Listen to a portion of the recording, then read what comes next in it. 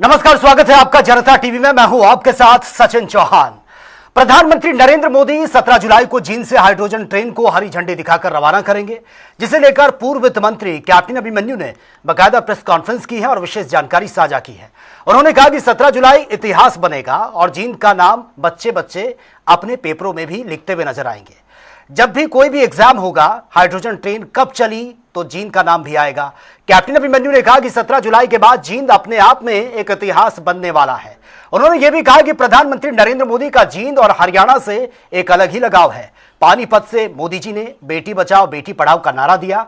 साथ ही उन्होंने यह भी कहा कि साल 2013 में पीएम मोदी ने जो संकल्प लिए थे वो संकल्प पूरे होने वाले हैं।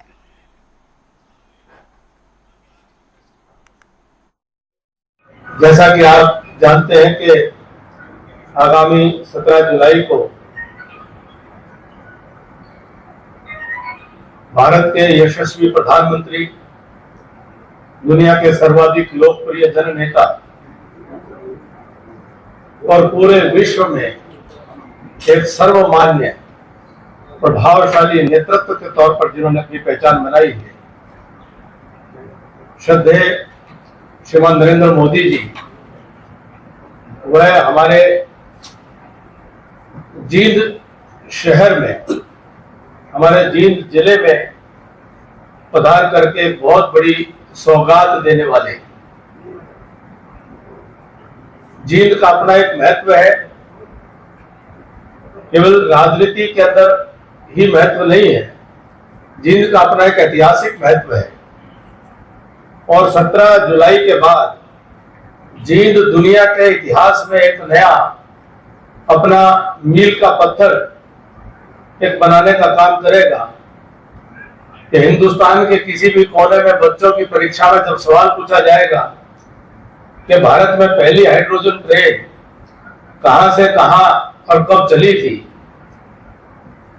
तो प्रधानमंत्री श्रीमान नरेंद्र मोदी जी के कर कमलों से 17 जुलाई 2026 को दिल्ली से चल करके और जींद जाने वाली भारतवर्ष की सबसे पहली हाइड्रोजन ट्रेन का उत्तर तमिलनाडु से लेकर के और कश्मीर तक के छात्र छात्राएं भविष्य के अंदर आने वाली सदियों तक ये उत्तर दिया करेंगे।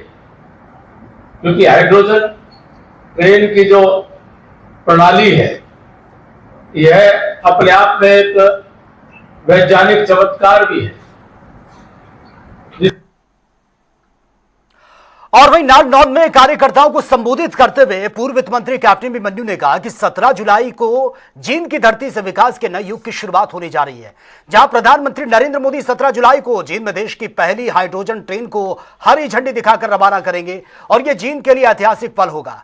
उन्होंने यह भी कहा कि रैली को लेकर लोगों में भारी उत्साह है। नारनौल हल्के से हजारों की संख्या में कार्यकर्ता पैदल चलकर पहुंचेंगे। इस दौरान हमारे संवाददाता सुनील मान ने पूर्व वित्त मंत्री कैप्टन अभिमन्यु से खास बातचीत भी की है।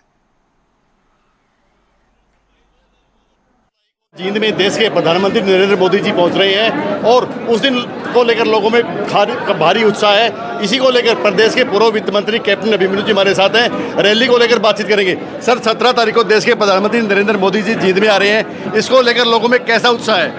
आप देख रहे हैं कि नारनौल विधानसभा क्षेत्र की बहुत शॉर्ट नोटिस के ऊपर ये 17 तारीख की रैली को लेकर के जब बैठक हुई तो सैकड़ों कार्यकर्ता आज इस योजना बैठक में उपस्थित हुए हैं। कार्यकर्ताओं के अंदर ज़बरदस्त उत्साह है और कार्यकर्ता उत्साहित है कि नारनौल से केवल 15 किलोमीटर दूर जींद जिले में पूरे विश्व का एक नया तकनीक से चलने वाली ट्रेन, जो हाइड्रोजन से ट्रेन बनी है, जो चलेगी, वह सोनीपत से चल कर के जींद आएगी। प्रधानमंत्री श्रीमान नरेंद्र भाई मोदी जी, पूरी दुनिया के सर्वाधिक लोकप्रिय नेता, वह जींद पहुंच करके इस ट्रेन की ये शुरुआत करेंगे, लोकार्पण करेंगे और अन्य कार्यक्रम भी, अनेक परियोजनाएं हैं, उनका भी उद्घाटन भी करेंगे, शिलान्यास भी करेंगे।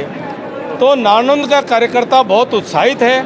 पूरे इलाके की जनता में बड़ा जोश है कि मोदी जी आ रहे हैं, इतनी बड़ी सौगातें दे रहे हैं। बहुत भारी संख्या के अंदर लोग अपने साधनों से इको फ्रेंडली साधनों से। इस रैली को इको रैली का नाम दिया गया है, उसके लिए अलग से क्या तैयारियां, कैसे जाएंगे लोग, क्योंकि लोगों को तो वाहनों में जाने की आदत है। जो इको रैली जो नाम दिया है, इसको कैसे सफल बनाने की योजना पे काम किया जाएगा? आपने अभी देखा कार्यकर्ताओं ने स्वयं से अपनी प्रेरणा से कहा कि इको फ्रेंडली रैली है तो हम पैदल भी जाएंगे।